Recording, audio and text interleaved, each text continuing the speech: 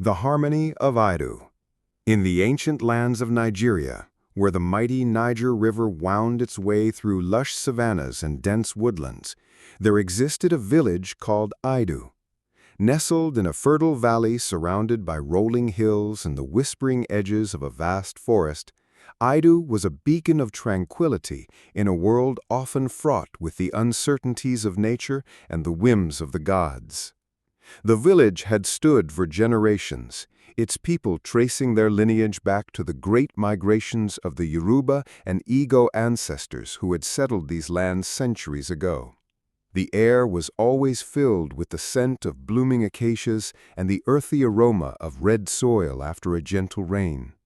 Birds of vibrant plumage, hornbills, weavers, and kingfishers darted through the skies, their calls harmonizing with the distant roar of waterfalls that fed the sacred stream running through the heart of the community. The huts of Idu were constructed from mud bricks baked under the relentless sun, topped with thatched roofs woven from palm fronds that rustled softly in the breeze. Each compound was a self-contained world, enclosed by fences of woven reeds and adorned with carvings of ancestral spirits. At the center of the village stood the palace of King Eze, a grander structure with walls painted in ochre and white clay patterns symbolizing prosperity and protection. The king himself was a figure of quiet authority, his tall frame draped in robes dyed with indigo from the local markets, and a crown of cowrie shells and feathers that signified his divine right to rule. Eze had ascended the throne 2 decades prior, following the passing of his father, who had been a legendary peacemaker. Under Eze's guidance, Idu had known only abundance and unity, free from the raids of neighboring clans or the scourges of drought. Daily life in Idu revolved around the cycles of the seasons, dictated by the planting and harvesting of crops that sustained the village. Yams, the king of foods, were cultivated in vast fields where men like Okonkwo, Chike's father, toiled from dawn till dusk.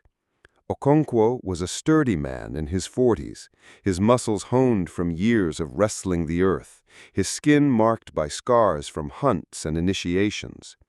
He believed firmly in the proverb, "The man who brings home ant-infested firewood invites the lizards to a feast," meaning one must be vigilant in all endeavors. His wife, Nneka, was the village's most revered healer, her knowledge of herbs passed down from her grandmother, who had communed with the spirits of the forest edge. Nneka's hut was a sanctuary of dried leaves, roots, and potions where the sick came for remedies infused with chants to Allah, the earth goddess. Chike, their only son, was the embodiment of youthful promise. At 20 years of age, he stood tall with broad shoulders and a gait that spoke of confidence yet untempered by hardship.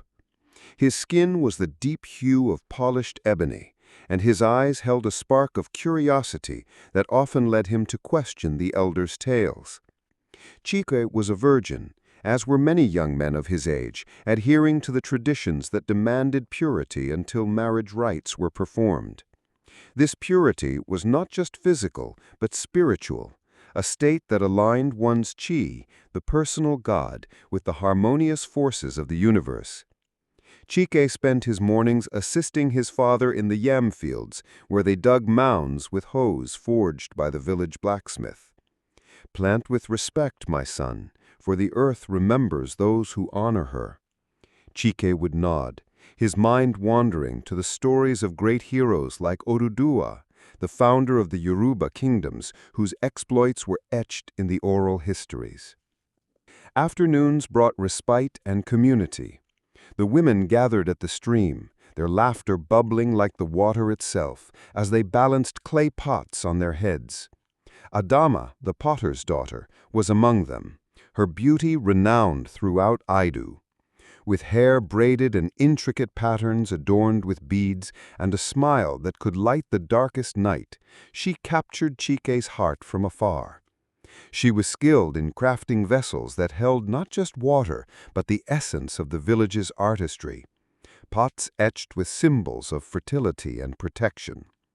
Chike often found excuses to linger near the stream, pretending to mend fishing nets while stealing glances.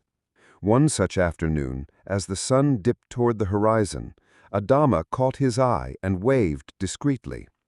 "The fish seem scarce today," she teased, her voice carrying over the gentle flow. Chike blushed, replying, "Perhaps they hide from your radiance." Their exchanges were innocent, bound by the customs that forbade deeper intimacy until the elders approved. The village square, dominated by a massive iroko tree said to be as old as the world itself, was the heart of social life. Here, under its sprawling branches, the elders convened to dispense justice and wisdom. Dibie, the herbalist and spiritual guardian, was the most enigmatic among them. An old man with a beard like tangled vines and eyes that seemed to pierce the veil between worlds. He lived on the outskirts, in a hut filled with fetish objects, animal skulls, and bundles of sacred herbs. He was the keeper of the village's rituals, ensuring that offerings were made to the gods, Amadioha for thunder and justice, Osun for fertility and rivers, and the myriad ancestors who watched over their descendants. Every full moon, the community gathered for the Eke festival, where kola nuts were broken in communion, palm wine flowed freely, and dances erupted to the rhythm of ogene gongs and udu drums.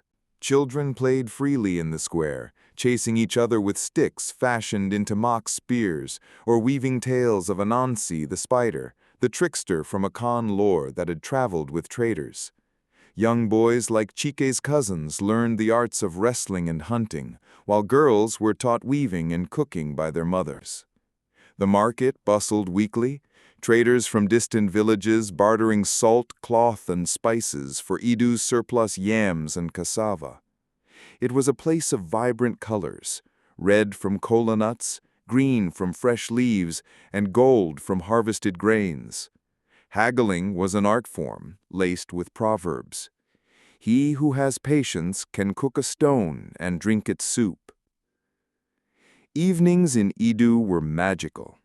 As the sun set in a blaze of orange and purple, families gathered around cooking fires, sharing meals of pounded yam dipped in egusi soup rich with melon seeds and spices. Stories were told by firelight, elders like Ifeanyi the priest recounting myths of creation, how Obatala shaped humans from clay, or how the tortoise outwitted the elephant.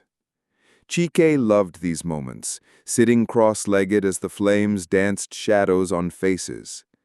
"Listen well," Ifeanyi would intone, "for the past guides the future." Music filled the air, flutes carved from bamboo singing melodies that evoked the spirits. Yet, woven into this piece were threads of caution. The forbidden forest, Izenmuo, loomed to the east, its dense canopy a wall of mystery. Legend spoke of it as the realm of ancient spirits, where the gods had retreated after creating the world. The forest's edge provided necessities, firewood, herbs like uziza and ogirisi, but venturing deeper was taboo. Tales warned of the tree of ages, bearing the forbidden fruit, a glowing orb said to hold the essence of life and death. Those who sought it never returned, claimed by monsters or lost to madness. Parents frightened children with stories of Chioma the Eternal, the forest's guardian spirit, a being of vines and shadows who demanded respect. Chike, ever curious, had once wandered close to the edge with friends, feeling a chill wind that whispered warnings. "The forest breathes," Dibie had said when they returned, his gaze stern. "It remembers trespasses." Life continued in blissful ignorance of impending doom. Betrothals were planned, including whispers of Chike and Adamma's union. The king hosted feasts where warriors demonstrated prowess in mock battles, and healers like Neka shared knowledge. Idu was a microcosm of harmony, where human and divine coexisted in balance. But as the harmattan winds began to stir, carrying dust from the north, subtle omens appeared. A withered yam vine here, a strange bird call there. The villagers dismissed them, secure in their peace. Little did they know that the threads of fate were unraveling, poised to plunge Idu into chaos.